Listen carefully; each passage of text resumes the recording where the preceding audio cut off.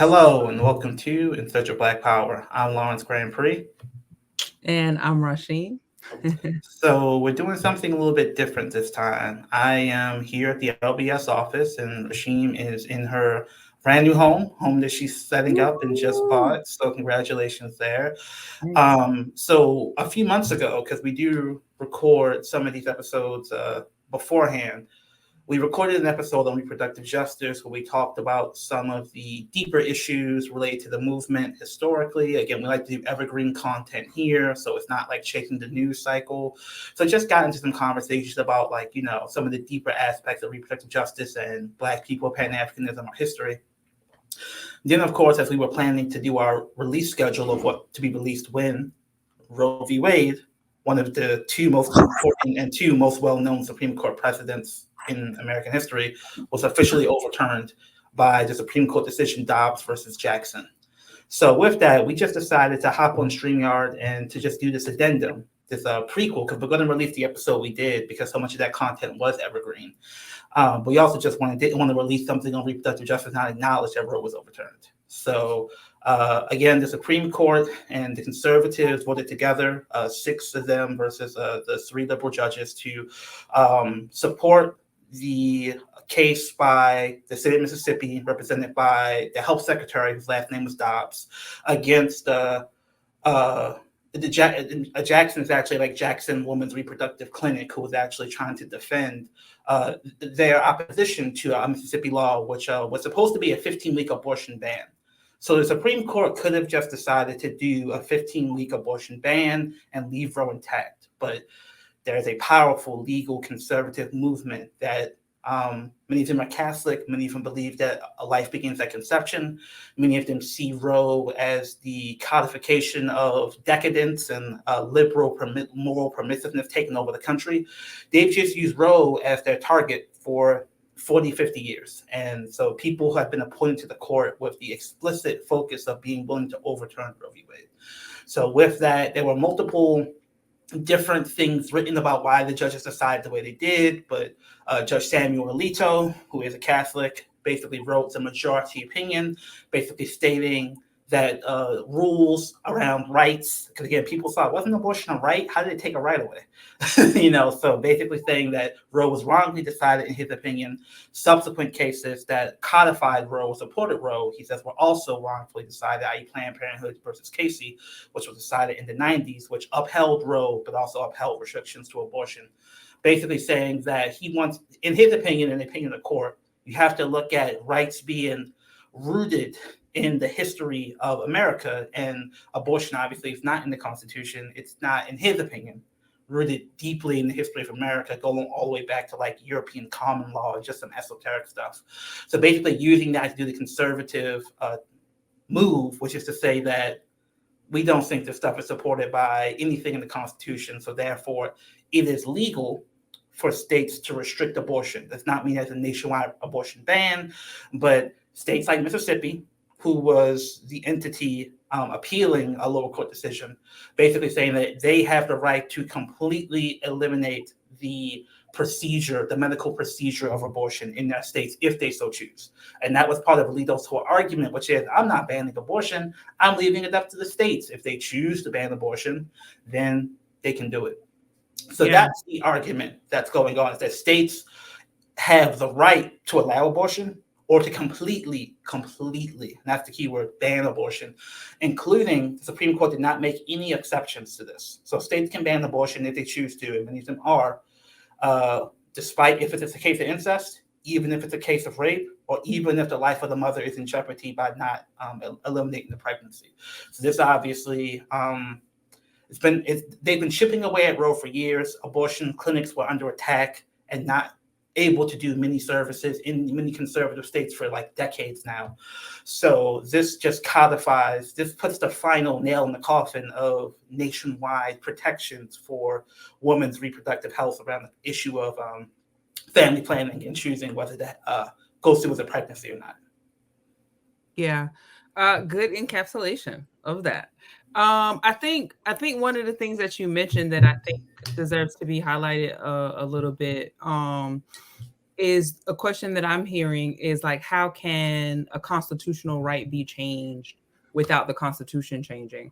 And Mhm. what I remember, one of the main things 50 years ago with Roe v. Wade is that it was part of protecting liberty and privacy, and now it's considered not a protection of specifically liberty or privacy. And as you mentioned earlier, last year we were talking about the fetal heartbeat, the fetal heartbeat ban. And I think it's really important to identify whether or not a thing is a ban or not a ban. However, the way in which I feel like it's being twisted to use is like, oh, it's not really that big of a deal. But there is some things that's happening in terms of like the continual impact that it's happening, right? So we have 22 states that are drastically impacted, like from my last count. We have the map that hopefully we can show on screen right now. So there are certain states that have these things called trigger laws. So literally, they wrote in the state law and passed a state law, which is the second Roe v. Wade is overturned. Abortion is illegal in the state. And you can see the states, and I guess that's purplish light brown. Those are the trigger law states. So abortion is illegal in those states right now. Now, there are certain dark orange or reddish states on this map that you might be looking at that are almost certain to ban abortion. So they don't have it yet, but they are on the cusp. They are just about to do it. And then there are some states that have laws on the books from like the 1920s. Again, the legal situation is chaos right now. There are some states that have laws on the books from like 1920s saying abortion is illegal. Roe basically superseded that state law, and now the old state law is about to come back into effect. So you can, again, the many states in the South, Midwest, the Rust Belt, in some states in the Mountain West, Big Sky Country, Montana, Wyoming, Idaho, Arizona, and again, some of these states were previously seen as more libertarian, like Colorado and Nevada, so that they're not shaded in because they're conservative or more libertarian. But yeah, so to answer your initial question, remember, the Constitution was written by a bunch of old white people 200 years ago. So they didn't really have a language to account for modern issues. So the word abortion is not in the Constitution. So you have to look at like an umbrella. So if you have the Fourth Amendment says you are not subject to search and seizure without due process. So basically, based upon the Fourth Amendment, different legal scholars have said, well, that assumes a certain right to privacy. The word privacy is not in the Constitution. So, but people look at the amendments and they say, well, you got the Fourth Amendment that says no search and seizure, like the King of England can't come into your house and steal your muskets and stuff like that, But there's also the Ninth Amendment, which says that just because we didn't say it here doesn't mean that it's not a right. So there's like the Ninth Amendment to allow you to expand upon what's in the Constitution. But the conservatives have been really strategic about interpreting things to their will. So the way that the court works is that you're basically just trying to apply the Constitution to contemporary problems, and people can kind of do whatever they want. So you got to remember, the court is a lifetime appointment. So they're not up for election, but they do listen to and care about politics because the people who appoint them are elected officials, and they don't want to make them look too bad and crazy. So in the 60s and 70s, women's liberation was a social movement. The birth control pill had just came about, so sexual liberation, women entering the workplace, claiming their autonomy. And so that was just incredible pressure on the justices in the 60s and 70s to make space for the possibility of abortion. Because of just a larger trajectory of America pushing that way of thinking as what you should do, like a logical thing to do in the face of a changing society. Now, judges aren't supposed to care about that stuff, but they do. Like legal theorists say over and over again, they care about these things. But when you have these conservative presidents, they appoint justices whose entire worldview are these incredibly conservative social networks, where the only thing, where it's not just what they hear from their friends, it's how you get a job in the teaching law, it's how you get a job at a law firm, it's how you get a job publishing books about law. You need to be anti-abortion and anti-Roe to do any of those things within their social networks. So these very, very powerful forces have done an excellent job of cultivating a social climate, a professional climate, and a legal methodology that literally is called originalism, textualism. If the word abortion is not in the Constitution, then you don't have a right to an abortion.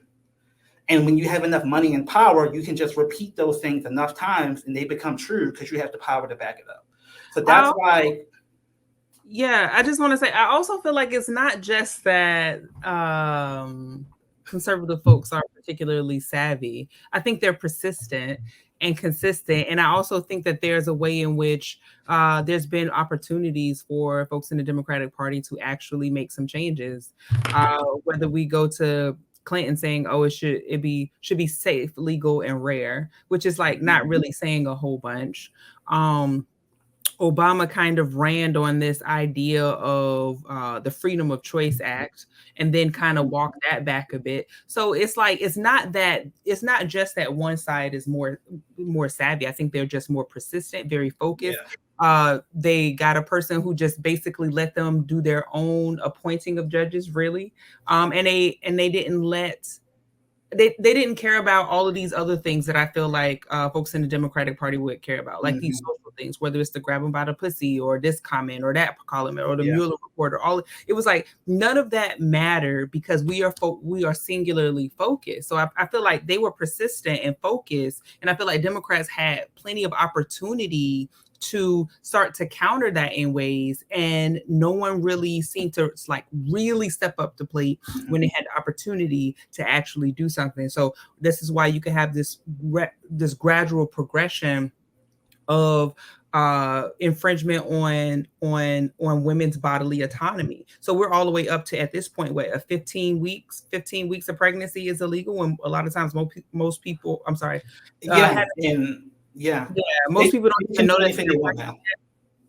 Say it again. I'm sorry, but yeah, no, you were saying most people don't even know they're pregnant until exactly. So like, but yeah, 15 weeks is no longer the standard. They could have just stopped at 15 weeks. Now you can just ban it outright. Like states can do whatever they want now. And to your point, remember what we're talking about is the conservatives realize this is an unpopular opinion. The majority of Americans support abortion in some forms, especially in the first trimester. People support abortion. They do not support a total ban on abortion. So the conservatives realize that this is not a popular position. They're not going to win elections on this position. So they turn to the courts. So because if you get the right judge, they have a lifetime appointment.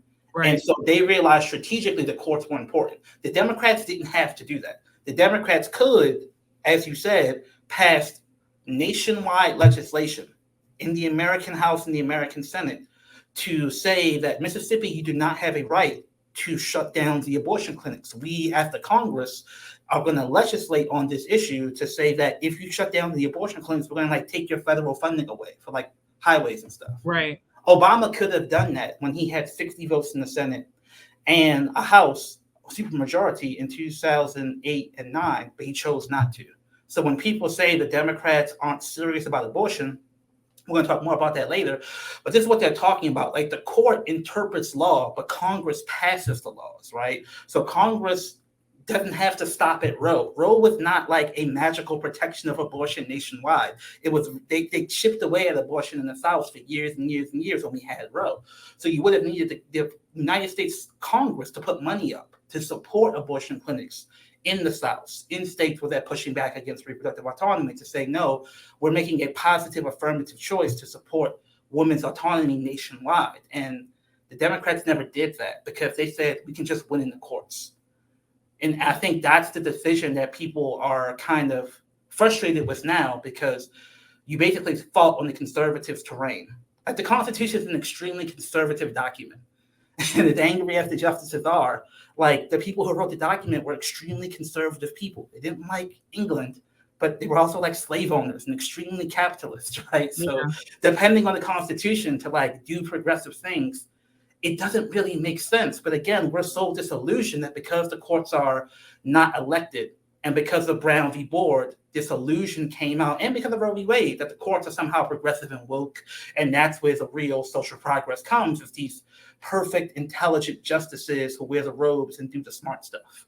And now people are realizing maybe putting all the hope in a democratically unaccountable branch of government to protect your rights maybe wasn't the best idea. Especially because the Constitution is just super conservative. Like, it's not built with people like us in mind, because like our ancestors were enslaved. So the idea that we should depend on them for our liberation, people have been saying this is a dummy mission for like 70 years. And I think just now, regular mainstream Democrat liberals are like waking up to that. Mm-hmm. I think one of the concerns too, naturally, and of course, is that this is not stopping here, right? So it's not stopping at 5 weeks. There's some places where it's illegal to get the abortion pill. Places where they're moving to make it illegal to mail the abortion pill. And then like, okay, let's talk about what is the impact. How does this impact folks? Because it's not a ban in that you cannot get one, period. You just can't get one in these 22 and probably growing number of states. Yeah. So you can travel to another place. So I think a lot of times the folks who are pro-life are leaning on, it's not a ban. You're making a big deal out of it. You could just travel somewhere else, but everybody doesn't have the means to be able to travel somewhere else. If I wanted to get an abortion, I'd be fine. I could go a place and get an abortion, but that's not everybody's case. So it impacts folks in those particular, you have to have the luxury of travel and then also the luxury of privacy. Because how many people do you need to get involved if you can't do it yourself to be able to go and have that. I feel like one of the things it also does is because it is connected to a means of being able to travel and have certain rights of privacy, it reinforces, I feel like, this health caste system that we have when it's like, these certain people can are able to get it. And when I say this, I want to be very specific that I'm not just saying like white people. I'm just saying people that have means, because there's plenty of Black people that have means. So I don't want to make it synonymous like it's all Black and brown people that don't have access and all the white women are fine and do have access. If I wanted to have an abortion, I would be fine. I think another thing that is concerning, and not even just concerning, just like is nonsensical, is that when you look at other countries, when they do things like make an abortion illegal or ban it, the abortions actually don't go down. They just go underground. So it doesn't actually decrease the number of abortions.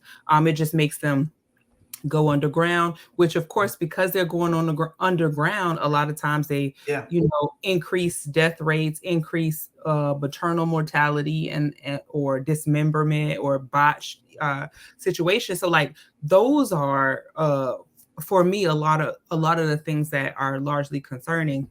And I think along those lines, obviously it will be revealed when we actually play the segment we did a few months ago when Texas passed their extremely restrictive abortion bill. Abortions didn't go down nearly as much as people thought because people transitioned from going to the clinic to doing a medication-assisted abortion. But we should just explain what that is, because when I talk to people about abortion medication, they think I'm talking about Plan B or the birth control pill. This is not Plan B. This is not the birth control pill. Plan B and birth control prevent conception. But they are drugs now. There are two different drugs that they use as a two-step cocktail to actually, largely within the first 15 weeks, be able to actually terminate pregnancies with medication and without having to go to an abortion clinic. So when we talk about bans, what they're banning is the abortion clinic. They're banning the procedure. Many states are also banning the medicine, but it's way harder to ban medicine than it is to ban clinics, right? So I think that's the concern, is that in these states, women, it's very likely that women are still going to try to have abortions just using medication, either gotten within state or out of state. And though this medication is generally quite safe, there is concern that some issues with bleeding. There are some issues with medical issues with medication-assisted abortions. And if they go to the hospital, then they could get charged with a crime for doing the abortion with medication from out of state. So in some ways, the hope is that medication can be a way around some of these abortion bans. But as you had talked about, there are many states that have been trying to ban access to this medication. So in 32 states, clinicians who administer medication abortions are required to be physicians. Again, so you basically have to have that physician requirement. Texas prohibits the use of medication abortion starting at 7 weeks of pregnancy, which again is a totally arbitrary, politically determined threshold. Mhm. 19 states, the clinician providing a medication abortion must be physically present with the medication is administered, thus preventing like telemedicine and people doing this incredibly personal, difficult thing like within their homes where they may feel more comfortable. In 3 states, mailing abortion pills to patients is currently banned. And those 3 states are Arizona, Arkansas, and Texas. So mailing bans in another 3 states, Montana, Oklahoma, and South Dakota, have been blocked by the courts. Because again, this is like legal medication. One of the medications for abortion, I don't remember the name, they're incredibly similar and easy to confuse. One of them is actually commonly prescribed for stomach ulcers. So it's not easy to ban this medication because it actually has a completely legitimate purpose beyond abortion, which is stomach ulcers. So are you just going to ban medicine people need because some people might misuse it? So there's actually a degree of legal protection for some of these medications that may make it harder for states to outright ban these medications. So as of February 2022, 16 state legislatures have introduced bans or restrictions on medication abortions, including legislation that would ban the use of medication abortions in 7 states: Alabama, Arizona, Illinois, Iowa, South Dakota, Washington, and Wyoming. So this is just proposed. This is not states where it's passed. And other states have proposed, again, it's not passed, but proposed a prohibition of the mailing of abortion pills in 5 states: Georgia, Kentucky, Maryland, Massachusetts, and Nebraska. Right. So again, this is really, I think, the next battleground for many of these abortions. Now, again, as you said, not everyone's going to be able to get a first trimester medication-assisted abortion. So there is going to be women who can't use the medication within the first trimester who have to go out of state or have to have the child.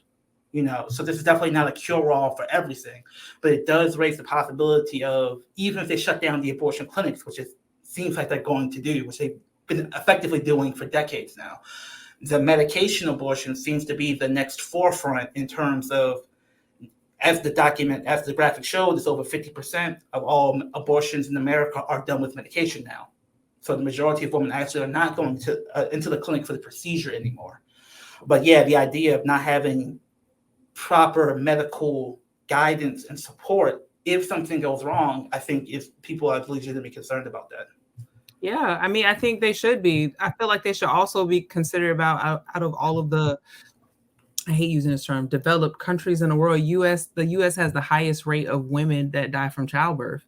Like if we're thinking about life and we're thinking about protecting life in that way, and then when you look at Black women are 2.5 times more likely to die in childbirth. So if as we're talking about this whole thing around protecting life, like whose life, and like how does that play out? I know it's been interesting to see some of the conservative party, particularly the women, and their response to this victory for them. One, even though she took it back, and I really wanted, I know we don't have enough time on this show to really unpack House Member Miller when she made the comment, this is a victory for white life. But apparently she said she actually meant to say it's a victory for pro-life. And then there was another House representative who made some sort of comment around she trusts that women can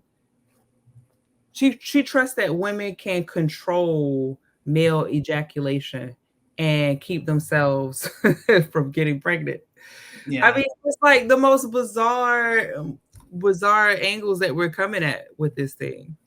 Yeah, and again, it raises the possibility of, people were very frustrated with the Democrats' response, which was Nancy Pelosi literally reading a poem and telling people to go vote in the midterms.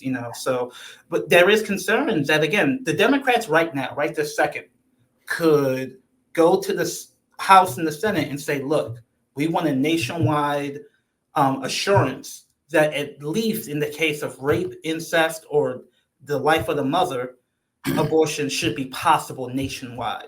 And even if it doesn't pass the Senate, then you would get these Republicans on record actually having to say, it's like, yes, I believe that even in the instance of rape, incest, and life of the mother, you should be forced to have the child, then you could organize around that.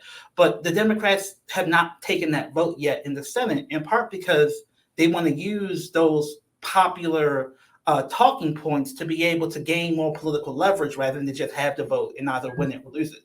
It's not even assured that they would lose that vote because there's so many Republicans for whom this is so extreme that they would lose suburban support if they actually said, in the instance of rape, incest, and life of the mother, yeah, you got to have the child. So they might even win some of these votes and actually protect people in real life right now, but they won't have the vote because they want to use these as bargaining chips for more political leverage down in the future.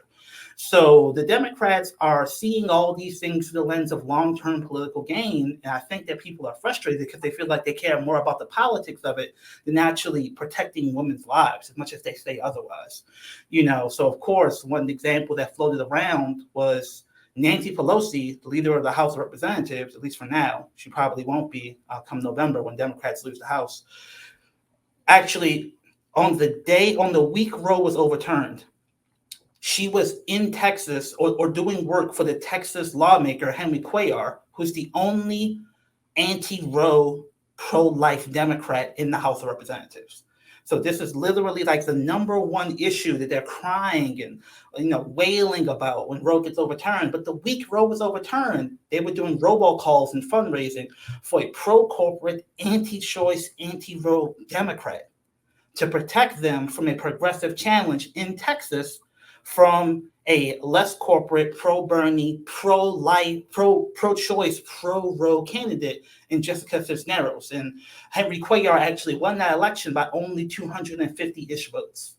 So this really was them putting their finger on the scale that says, when it comes to corporations, when it comes to donors, we're willing to support sowing women's autonomy under the bus. And then the very next day, literally the next day, she's reading the poem about how emotionally distraught she is about Roe. Yeah. So the reality of the Democrats, again, it's not just a vote harder type thing. It's a question of who has the political power. Because Cuellar, again, is like tied to the oil and gas industry. He has like big overseas donations from these foreign countries. So the Democrats are a corporate party that just happen to be the vehicle that people feel they have to tie their hopes to for social justice, reproductive justice, all these other things. And the question is, how do you get more leverage over them or support candidates in primaries that can actually force them to live up to their words? Mm-hmm. Yeah. Where do you see, I have two questions just in general conversation. One, why are they so strong on this? Like, why is this the thing that they will lay it all on the line for? Is one question. And then two, and I guess this will help to wrap us up whenever you get to this one. Where can we find, cultivate, or establish some sense of Black power in this dynamic? Mm-hmm. Yeah, that's a really good question. I think that was a pervasive sense, starting with really, I believe, Brown versus Board of Education. That really led to conservatives organizing amongst themselves, because that's where they built the Catholic schools, the private schools, the segregation academies, the conservative schools, because they didn't want to integrate with Black folks. This idea that the government could attack basically, the sanctity of their religious institutions, because their religious institutions were segregated, So they were willing to give up, like public money and start this larger organizing, because basically there's a feeling that the government turned against them, starting with Brown v. Board. And there's this general feeling that, the liberals, the permissive people, the secular people, the Black people have taken over. Mm-hmm. And Brown v. Board Roe v. Wade was a symbol of moral decay in America. Because again, it's like more Black and brown women proportionally get abortions than white women. So if you wanted to protect white life, then, or at least protect it from like the Black and brown people taking over America, it's like you should want more abortions for Black and brown people, which some racists do.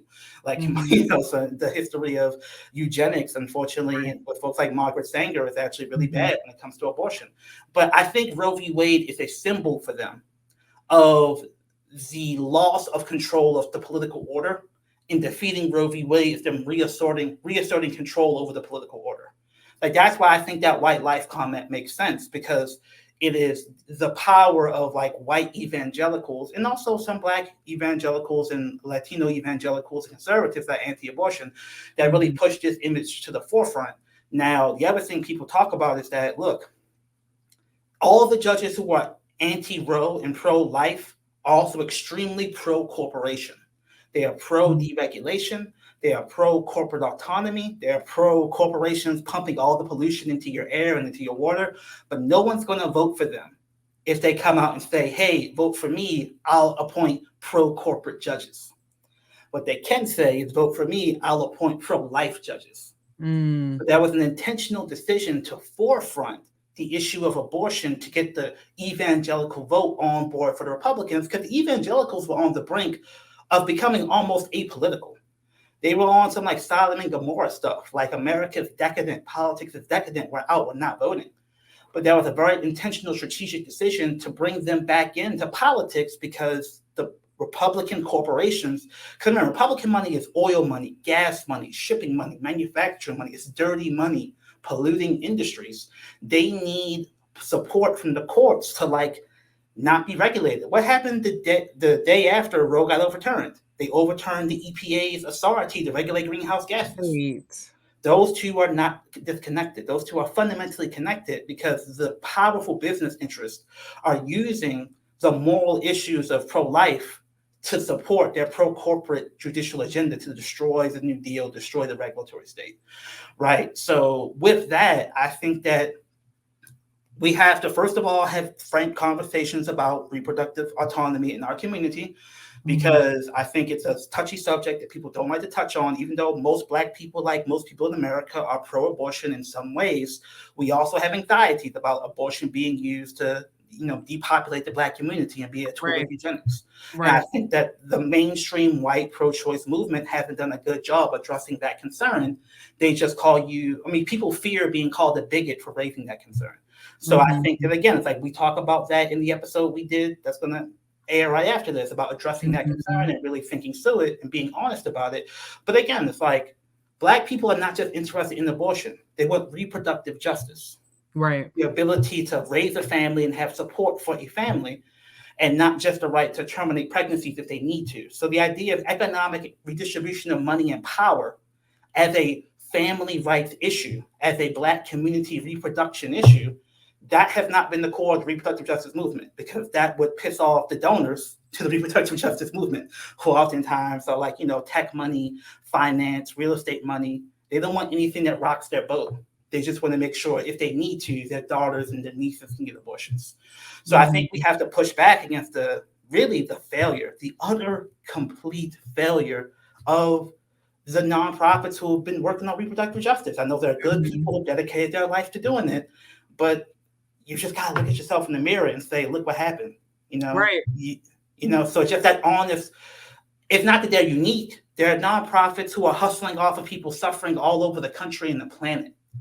But to the extent that's happening, Black folks and everyone has to be honest about the strategies that have worked. Just having marches and reading poems and just cathartic emotional BS, that's not moving no policy. Like conservatives don't care. Like they don't care. So you need to actually build local power and redistribute local power in ways that build coalitions that can get stuff done. So I think that we have to look locally and have to look at, again, like what are issues of, in Baltimore, we have issues of unemployment with young people, and we have issues with, we're going to talk about this eventually, the child protective services system. It's terrible.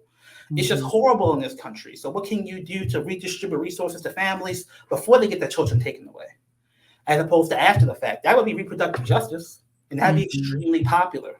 And a lot of people who are, being sucked into being more conservative and anti-Roe, they're having things like child protective services being called on them for like being poor, basically, and not being able to fully take care of their kids the way they want to. But like no one is speaking to them, no one is speaking for them. The liberals have been sucked into being pro big government all the time, no matter what. And sometimes big government's bad. Like Like child protective services is bad. So I don't want to fund them more. Like I want them to change. I want them to redistribute those funds and give them directly to families so they can like buy food and Pampers and not need to have their children given to strangers. But so these are all fundamental political debates that we need to challenge the liberal orthodoxy on, because there's just this cadre of lawyers and nonprofit professionals that unfortunately, this stuff is some ways good for them and good for their jobs. Like Planned Parenthood had a massive fundraising boom off of this. And they have industries where they protect each other and they freeze out ideas that are challenges to the way they do stuff. And I just think the way they do stuff has kind of failed. I think it's objectively true at this point, and we have to demand better. Yeah, I think to your point too, I feel like there's not enough unpacking of uh for folks, and maybe they don't care to do this. Why do women choose to have abortions, right? Like if you look Mhm. at women who do have abortions, the highest percent of women who have abortions already have children. Our mothers, exactly. Right, exactly. So why do they? Why would they? Oh, because they had an unexpected or unwanted pregnancy. Okay, why didn't they want this pregnancy? Like it's usually some fundamental life survival things that Mhm. come up of why people don't want this. So if you want more babies, let's say if the goal is more babies, or you want people to choose to have children more, why aren't they focused? Why aren't we focused collectively on creating conditions wherein mothers could have children safely, not just safely, but more economically sound, more like they have better opportunities, where child protective services isn't trash, where the social work industry isn't trash. Why isn't the focus on that? Like, we're not looking at why are people Mhm. choosing this as an option? And I also want to say that there are also some men who are choosing this as an option, right? Because Mhm. there's another person involved, and sometimes they're both making this decision. Sometimes it's just one of them making this decision. But why are they choosing it? And I don't feel like we have that conversation enough to say they're choosing it because of this. If we want them to choose differently, let's make this a more viable option. Let's make bringing a child into this world a more viable option. Yeah. I mean, I think the average American says they want something like 2.8 children, and the average American family is having like 2.1. And the number one reason is they said they can't afford it.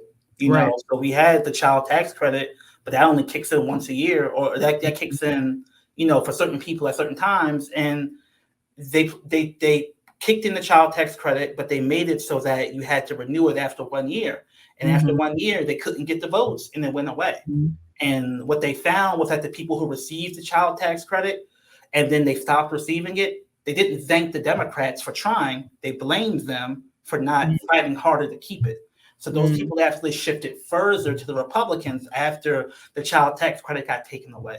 So that's Mhm. the thing. It's like, if you aren't fundamentally committed to actually creating the conditions where families can thrive, then all you have is the symbolism. All you Mhm. have is fighting in the courts, which is an extremely elite technocratic space. You can't push policy to get the people behind you, because that would frankly anger your donors who don't want massive multi-billion-dollar reallocations of wealth in this country, which will have to happen to support conditions where families can thrive. Yeah. And I would love more of that. Like, I would love more of that than taking a knee. I would love more than that than reciting a poem. Mhm. I would love more than that than you singing on the steps. Like, I would love more of that than all of this symbolism.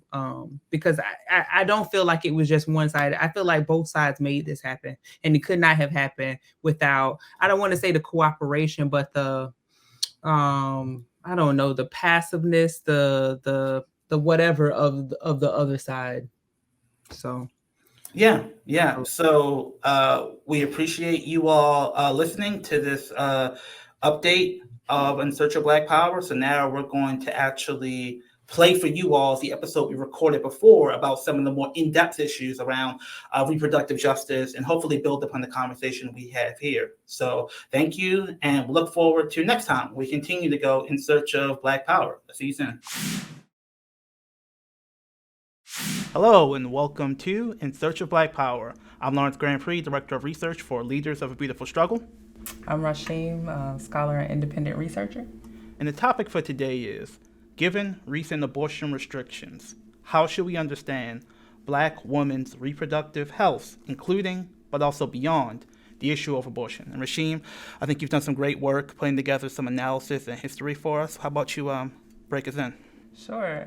Thanks for that, Lita. So, as you know, in September 2021, the Supreme Court heard arguments on this total abortion bill, or the Senate Bill 8. Now, the thing about this bill, one of the reasons why they're calling it a total abortion bill is because it starts to restrict abortions beginning at 6 weeks. Now, if you know anything about a woman's menstrual cycle, one of the first telltale signs that you're pregnant is you miss your cycle. And that's 4 weeks later. So a lot of times at 6 weeks, people don't even know that they're even pregnant yet, right?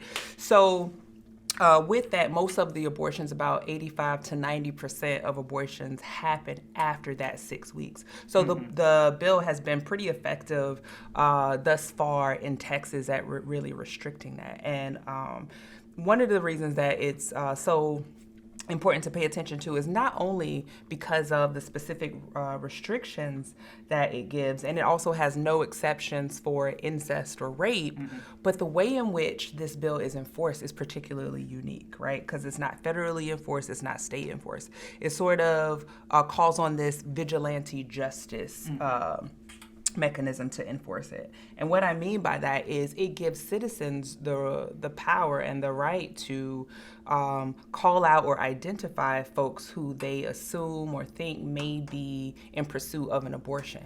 So that means anybody around you. That's not just healthcare providers. That is the Uber driver who drove you to the place where you're going to get the abortion. That is if you got funds from your husband to carry out the abortion because you already have too many children and you don't want any more. That is if you told your teacher or your coach or someone at school. Anyone within that in that person's sphere can be taken to court and sued. And not only can they be sued, the person who turns them in can get $10,000 reward. They basically have these pregnant women bounty hunters that they're unleashing on folks. Another thing that's kind of concerning about this is there's absolutely no penalty for if there is a false claim. So you get a person, and I feel like it really reverts us back to a time where abortions were completely illegal and people were in their homes or under sheds or somewhere hiding, having all of these illegal abortions because they didn't have access to proper medical care to be able to do that. And the thing that I think is important for people to understand is some people call it a chilling effect, where the idea is that it's still theoretically you can do an abortion. You just need to be willing to pay that bounty and lawyer up because you're going to get sued by these bounty hunters. So what happens is that people don't want to deal with the onslaught of litigation. So they just stop providing abortions. So this is how Texas is trying to use very strategic conservative legal lawfare. There's warfare and then there's lawfare, and the conservatives have been using lawfare against the concept of abortion for really decades now. And this is a particular example in Texas where it appears they may have been successful. Yeah. I think one of the things, too, to keep in mind, of course, there's these political implications, there are these social implications, but there's also these social and individual impacts that this bill have in a way that it alienates that person who's pregnant, who has an unwanted pregnancy from seeking help. Right? Because it doesn't directly penalize the person who's carrying a child, but anybody around them in their sphere who attempts in any way to provide support are then penalized in that way. And it really discourages people from making any sorts of attempts on supporting. One of the things that I feel like is particularly radical about this approach, in addition to the ways in which it is enforced, this vigilante justice, your neighbor could tell, and then you could be rounded up, and the people in your family could be rounded up of whoever aided and abetted, right? So it's criminalizing you, essentially. Is that if we took that same thing and we applied it, let's say, to illegal firearms, and we said anyone suspected of having an illegal firearm, anyone who sold it to you, anyone who practiced using it in the gun range, anyone who saw you with it, or you let you hold it or kept it in your house or sold you bullets for it, could be rounded up and then fined. It would be an outrage. The conservatives would go mad, and they would be up in arms, quite literally and figuratively. Right? So there are some limitations to alternatives. One of the things that people frequently say is, okay, this is just in Texas. So people could go to another state, and when they're in that other state, they could get an abortion there. But one of the things that researchers know is that 75% of women who get abortions are low income. And 50% of those are below the poverty line. So if you look at access to resources, ability to travel, also if a mother already has multiple children, researchers show us that 6 out of 10 of folks who pursue an abortion already have children. So these aren't people who hate babies, right? They have whatever conditions or circumstances in their life, whatever their reasons are, their own and nobody else's business, but their own. They've decided to still use that, to still go about in that way. So you have additional restrictions, restrictions of resources if you don't have the resources, access to transportation, the fear of anybody around you driving you across state lines that knows that you're going to do that. Those particular repercussions, as well as childcare if you do have other children. It's just like so many things that it disproportionately ends up impacting low income and Black and brown families. Yeah, and this goes back to the classic concept that abortion, even in some of the most restrictive states, has never really been illegal for rich people. Right. So even if you have, there's the mythology of the back alley abortionist, which is at times demonized in terms of wanting to make abortion legal, but in some people's minds was a hero, working against very difficult circumstances to give people the health care and the choices they needed. There's going to be options like that for rich people, even in states like Texas. I guarantee you that. Oh, yeah. But that gets me to something that I think I wanted to bring up in the conversation, which is some of the history around reproductive rights, the Black community, and how this concept has been perceived in different ways in different times. Because one thing that I think about a lot is this assumed schism between the reproductive rights movement and the Black power movement specifically. Because a lot of people who are narrated by women's rights advocates as women's rights abortion advocates in the 60s and 70s were also pushing for community control of resources. They weren't just pushing for abortion. They were pushing for a more full version of reproductive rights that included freedom from want, freedom from housing insecurity, freedom to actually raise children with the resources they needed to build up these children the way they saw fit. And in the African-centered, Pan-African community, there is sometimes this notion that, I think about the Nas song, where he's like, hood rats don't abortion your womb, we need more warriors soon. This notion from the 70s that Black men specifically were adopting the patriarchal vision of Black power that said abortion was inherently bad because they were stealing warriors from the Black community. Can you talk a little bit about that and some of the other history you wanted to get into? Yeah, absolutely. I mean, one of the things that I really want to emphasize and make very plain, people or advocates of this bill, of this particular bill, will say it is about the children, we want to save babies, but it's a long history of U.S. government trying to have control over reproduction rights, especially the reproductive rights of Black women. And that's been since the beginning of time, since we were brought here to this country. So if I go all the way back, right, and if I go even, let's say, to enslaved Black women, right? That was the children, the babies that Black women produced were directly tied to U.S. economy, right? And in that way, during that time, Black women having lots of babies were good because it supported U.S. economy. So that's what we want, right? Then there's a time where there is less control of tightening control of, you don't have this controlled labor force anymore. And then taxes go up, or it has this impact, or this there's this element of a desire for social control. So then you have this enforced sterilization that happens in the 1970s, where there's a short period of time where there was about 7,000 women that had forced sterilization. 7,000, and I believe it was somewhere upwards of 5,000 of them were Black women. Like, so you see how all these different controls over reproductive rights disproportionately impact and affect Black women. Yeah, I think it's important to point out that historically, controlling or interest in Black women's reproduction is a issue across the entirety of the American political spectrum. Right. I think there's this notion nowadays that the Democrats support reproductive rights, Republicans don't. And I think it's more complex than that historically and contemporaneously. So during the South, it was the Democrats, i.e. the Dixiecrats, who wanted more reproduction because those slaves counted for their House of Representatives votes. So that's the Three-Fifths Compromise, right? So with that, you had the Republicans, the radical Republicans, the Lincoln Republicans being abolitionists, but they didn't want Black people reproducing because they saw them as a threat to white labor, because slave labor and Black labor could work cheaply or free and challenge white labor. They also didn't want Black folk reproducing because they thought they were going to settle the West. They thought either slavery was going to settle the West and prevent white folks from stealing that land, or they thought Black folks being in the West with slavery would help them settle that land eventually, and they didn't want to work near Black folks. And of course, there's the Republican repatriation movement to send Black folks back to Africa.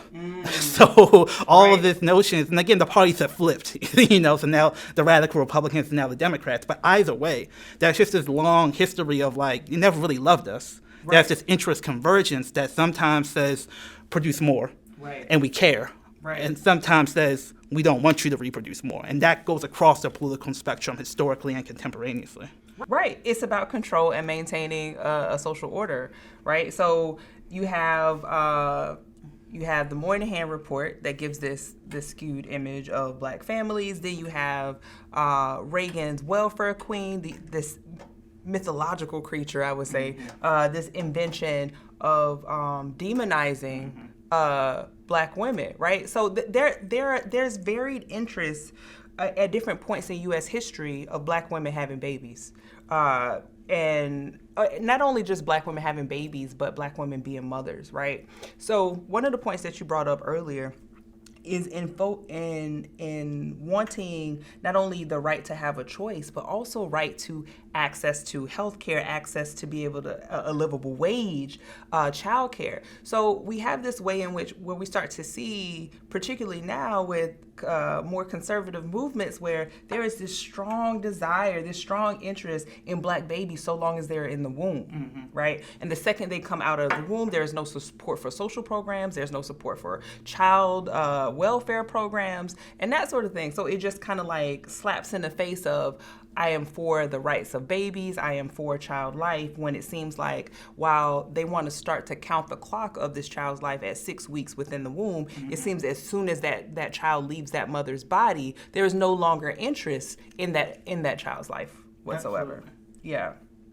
So another thing to bring up really strongly in the connection of the business of birth, I will say, is that and I'm gonna look here to my notes. In the U.S., in the early 1900s, half of the births were attended by midwives, right?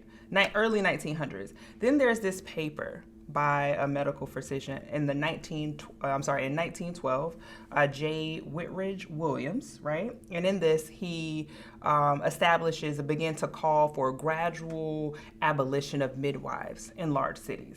And then by 1937, the number of births attended by midwives dropped to 13%. However, in Black communities, midwives still attended about 50% of those births. Yeah, it's a cultural technology that stems all the way back to Africa. And what has happened traditionally is African cultural technologies are usually denigrated within the Eurocentric medical systems. They are then oftentimes gentrified and then taken over by white folks. So the example that I thought of when I saw this was something called virulation. Virulation is an indigenous African inoculation technique for smallpox. So Black folks were inoculating each other for smallpox hundreds of years before white people even knew what germ theory was, right? So it wasn't like a needle and a shot. It was you take a little bit of a pustule and you would prick a healthy person with it, so that they could develop a mild case of smallpox so they wouldn't die from it. So what happened was, eventually an African slave told this to a white doctor, and he was like, get out of here, that's ridiculous. But then he actually studied it, proved it to other white folks, and the white folks called the white man a genius. Right? And so the thing that I think about, it's the American way. The thing I think about with that is, what is the social technology, the social theory of community that led black folks to think of that? Because black folks knew when you got sick, you got other people sick. What did many communities do, including black communities, African communities? Quarantine, isolation. But there became a moment where it's like, no, we need to actually have a positive view of protecting our community and not isolating this person, but seeing that if there are a way that we can have this person get care and use their sickness to strengthen the entire community. So that way of seeing a sick person as an asset rather than a liability. That's what I think is so important about the virulation example. And that's what you lose when that cultural technology is gentrified and put into the Eurocentric machine, because now it just becomes another thing to make profit off of. Right. Man, having that conversation now with recent COVID vaccines and that whole thing, that would be interesting. Maybe that's for another show. Yeah, I mean, to all of those points, at the end of the day, I think like the real main point of understanding, one, I want people to understand this this bill that some people are calling the heartbeat bill. And they're calling it a heartbeat bill because that 6-week marker is when you first start to get any sort of cardiac activity. I want people to understand how unique this particular bill is, in that, one, it eliminates 85 to 90% of abortions, and it's been effective at doing that in Texas, and other states are looking at it. I know Mississippi recently started looking at it, and I'm sure it's like spread even beyond the last time that I had a chance to look at it. But also the ways in which it alienates mothers who are carrying a child that they no longer want to have. I think that that's very important to look at, and how this vigilante justice only seems to be something that is initiated, wanted, or desire in this context, but we're not using it in gun control. We're not using it in all of these other things. We're not calling on community to call out other people and to round them up like it's some sort of Salem witch trial or anything like that. It's funny, I was talking to a friend about it, and she calls it like the Karen law, because Karen will, be quick to get on the phone, and there's no repercussion for it. So I think that's one of the main things I want people to make sure that people walk away with. Also, while there are people who are advocating for it, and whether you are advocating just knowing the full information, that this is not about the love and care of babies, especially when that love and care and protection stops after that baby is born. I just want people to be able to see that it is about social controls. And if you care about babies or life or Black life, care about them beyond the womb. And it gets back to a topic we brought up earlier where, Frances Cress Welsing, there's an argument that it does feel like there's this obsession with Black and brown fertility. Oftentimes overt in many of the conservative white nationalist communities. That's like, oh wow, Frances Cress Welsing was right all this time. I've actually heard like mainstream academics like say that, you know what I mean? But that same time, just because white people are anxious over Black and brown fertility rates doesn't mean that having all the babies all the time is the most revolutionary thing. Right? So the rhetoric of the 70s was literally in the context of a guerrilla war. And Black men were being sent to Vietnam to die, to fight guerrilla warriors. So that guerrilla war mindset, unless you're literally planning to fight a guerrilla war in the United States, which we would probably lose, you need to think about this concept more strategically and figure out, how do we as a community leverage resources so that we can have children when we're ready. We can have the institutions that we want to socialize them, and they can fight in ways that are more amenable to the contemporary political reality than just literally having a fighting force, as I think many Black nationalists, mistakenly thought we were in like a literal like Guinea-Bissau, Kenya-style, like literally going to the mountains to fight a guerrilla war mindset. So maybe physical numbers make sense. But as we know, just having a black kid doesn't mean they're going to be a black warrior. Right? You need institutions to socialize them and train them to actually serve the community. And I think that's what the more comprehensive visions of black reproductive justice that many, again, black women were talking about in the 60s and 70s were about. But because I think many academic sources assume the validity of the women's rights movement, and that was inherently antagonistic to the Black Power, Black nationalist movement. They read back into history and say those black women were just talking about reproductive rights and abortion, which is not really the case. Or they're tied very strongly to eugenics, right? Which it has some history there. That's not, you know what I mean? That's not completely off or wrong. I think that at the end of the day, it's still about, at the base of it, black autonomy. Black autonomy over our own bodies, black autonomy over when we decide to be parents or not be parents, black autonomy in terms of the institutions of where we want to go to seek medical help, and also if you care about our babies so much, when we come and talk about, you know, building institutions around childcare or getting aid, then care about our babies. Yeah, but again, just to put that in the context, I think that goes to Republicans and Democrats. Absolutely. Because with Moynihan, the big thing for him was we need to have patriarchy in the black family because that's the only thing that's ever worked. Because we're not going to give them social services. We'll give them patriarchy. Like they were talking about drafting black men and putting them in the military as a way to inculcate a patriarchal mentality within them through military service. When you had those black folks coming up to the north with the northern migration, remember, New Deal, agricultural workers were excluded, home health care workers were excluded, domestic workers were excluded. So in the South, the black folk weren't necessarily integrated into the social service government welfare system. When they moved north, that was a setup, partially philanthropic, but also government-sponsored social service healthcare system that they were like, oh crap, these black folks expect social services. We don't want to give that to them. Right. We want to give these folks patriarchy. Right? So that's when Moynihan, the concern about neoliberalism, government spending pops up, is that northern migration, black folks expecting government expenditures. And how I feel folks are squaring the circle with the Democratic Party now is that we'll give you services, black folks, black women, but we'll profit off of them. Right. So if you bring up the tear sheet, this is an article from, I believe, the year 2000, and it says literally that black maternal health care has become another vector for profit making within the corporate sector. So I'll just read a little bit of this article, I thought it was really interesting. Earlier in 2020, pharmaceutical and healthcare behemoth Johnson & Johnson, with a market capitalization of $160 billion, partnered with a white female-led Founders Factory New York studio to search for a black CEO to lead a new J&J-backed venture to address black maternal mortality. The post promoting the search, which was recently removed, touted black maternal health market as a $59 billion industry. So black maternal health is a industry. The description called for the opening a unique opportunity to build a business with the Founders Factory and support Johnson & Johnson. So it concludes, it's a black woman writing this, to many of the black female founders in the maternal health space, this reeked of the same privilege white women have wielded for centuries, having decision-making power over our maternal authority, our money-making ability, or our communities with no track record of ever working in or with our communities.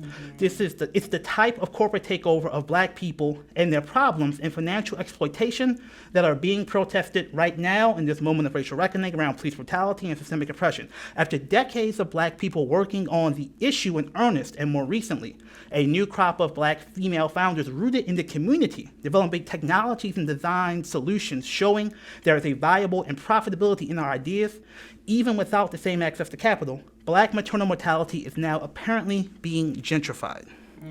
So I think that that is a perfect synopsis of why we need a comprehensive vision of reproductive justice beyond abortion. Because what the Democrats want is, we'll give you access to health care, but that gives you access to a for-profit company monetizing your suffering, including black infant mortality.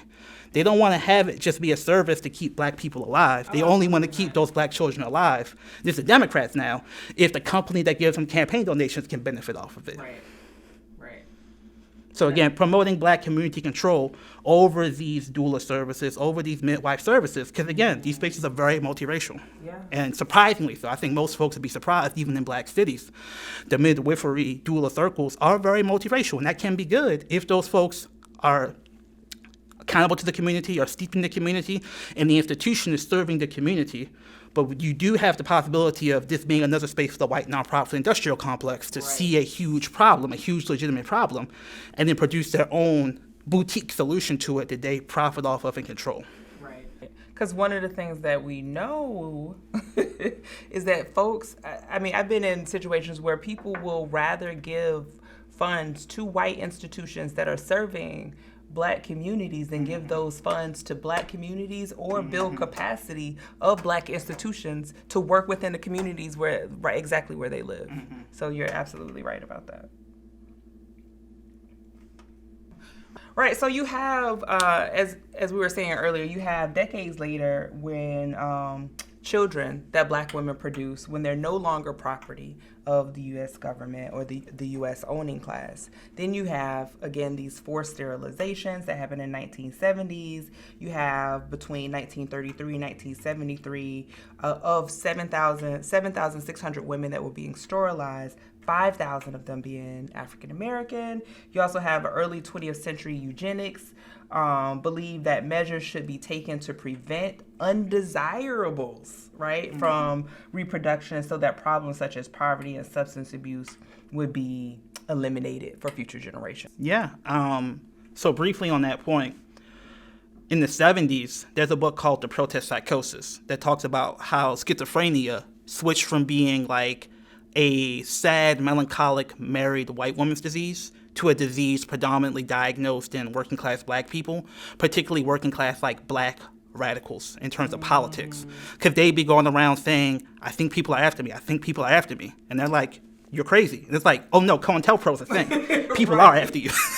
and they pathologize that. And I think in the case of some Black women, even that was a vector of sterilization in terms of being inpatient in mental health crisis. So with that eugenics, I think that the point that I'd want to bring up is historically that eugenics movement is also tied to the philanthropy movement, because the idea is that you either just do forced sterilizations, but you also have to civilize these folks, right? So it's the same logic of these folks are brutes and dangerous. Some people say sterilize them. Other folks say we need to invest in a whole infrastructure to civilize them. And that's where like a lot of social work comes out of that mindset. The United Way comes out of that mindset. Traditional top-down Eurocentric philanthropy is tied to similar eugenic thought. And I think that gets me to the point where I think in topics of abortion, what I think a lot of people hear and fear is the Republicans are going to take away the right to abortion. So no, you have to vote blue no matter who, because Republicans are so bad on this issue of taking away your right to abortion. And what I think a lot of folks are adamant to counter, but maybe don't feel like they have the ability to say it because it's such an emotionally charged issue, it's like, I want my humanity respected comprehensively, not just in the right to have government not control my body through abortion. I also deserve, because that's just the government getting off your back. That's not the government doing anything to repair the centuries of damage that they've done to your community.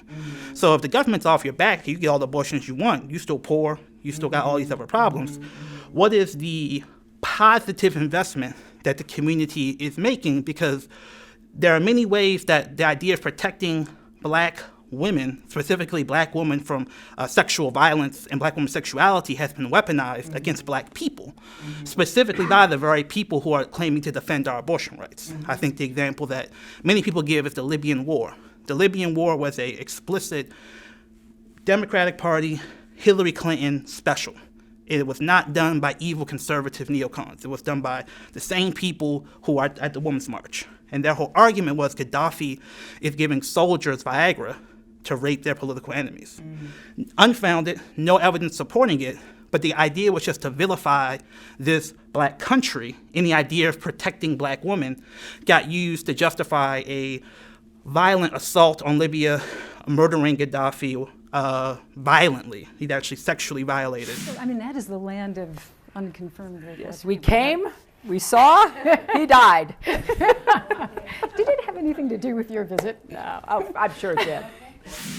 And, Libya is in the crossroads of the Black African world and the Arab African world. So they had no plan to rebuild Libya, and what happened was the prisoners of war fighting for Gaddafi, many of whom were black, were basically being, treated like slaves, like literal, like slavery auctions they had, So the idea of just protecting black women's sort of rights can be weaponized against us in a way that the whole point is I can't vote blue no matter who, because that's a level of violence that I don't want to be party to with my vote.